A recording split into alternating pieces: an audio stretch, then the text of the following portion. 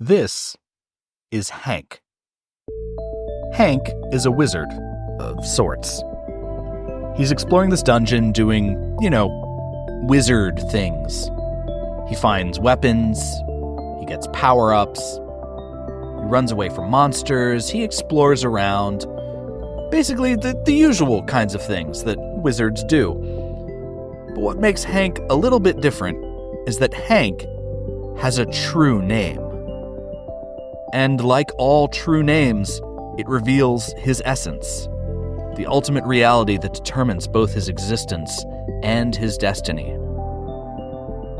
Hank's true name is Explorebot Zig v0.2.4. Because, you see, Hank is actually a computer program. Or rather, he's being controlled by a computer program. He is still a wizard. Well, actually, he's a collection of pixels on a screen that represent the concept of a wizard, and those pixels are being controlled by a computer program. You get the idea. What's interesting about Hank is that his entire universe exists inside a web browser. And there are others like him. And these other characters running around are also separate programs, all written in different programming languages, because they're using a technology called WebAssembly. Now, when you heard that, you either thought, oh, cool, WebAssembly, or you thought, oh my gosh, what the heck is WebAssembly? If you don't know, WebAssembly, or WASM, which is way more fun to say, is a new-ish technology that lets regular computer programs run inside your web browser on a computer or phone. I think it's super cool. But sadly, it's mostly getting used by things I don't love, like malware and cryptocurrency. And since, before my current line of work, I used to make video games, I figured, hey, let's do that. So I made Hank and his friends. The program currently driving Hank is written in Zig, and it looks like this. The world, according to Hank, doesn't have all those pretty pictures and everything. Instead, every time he gets a chance to move, he sees this, which is just a binary snapshot of some computer memory, but let's spread it out into individual bytes so it's a little easier to read, and actually we'll just look at the hex instead of binary. Now, this set of memory represents a message being given to the program that runs Hank. Let's break it down. The first byte tells us what kind of message it is, and so how the rest of it is structured. So, with a present circumstances message, we get how long our last turn took, in this case 126 milliseconds, the result of that turn, how many hit points we currently have, and this next section tells us what we can see. So first it says how many tiles there are, and then it gives us the surroundings. Finally, it gives the radius of the view. This dungeon is dark, so Hank can only see 2 squares in any direction, so 2 squares plus Hank in the middle gives us 5, and then the X and Y dimensions give us 25. Yes, this data is a little bit redundant. And so when we look at the surroundings, and let's just take them down to single digits here, when we look at these, the 4s represent solid walls. The 1s are open floor space where we can walk.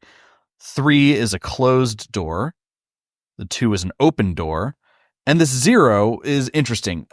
It's a void. It's unknown because remember, Hank is in the middle of all this, and this wall is blocking his way, so he doesn't know what's there. So in the memory, it's just nothing. Now, for the web page, I render out some cute little dungeon graphics to make it more fun to watch, but Hank's reality is always just this world of numbers.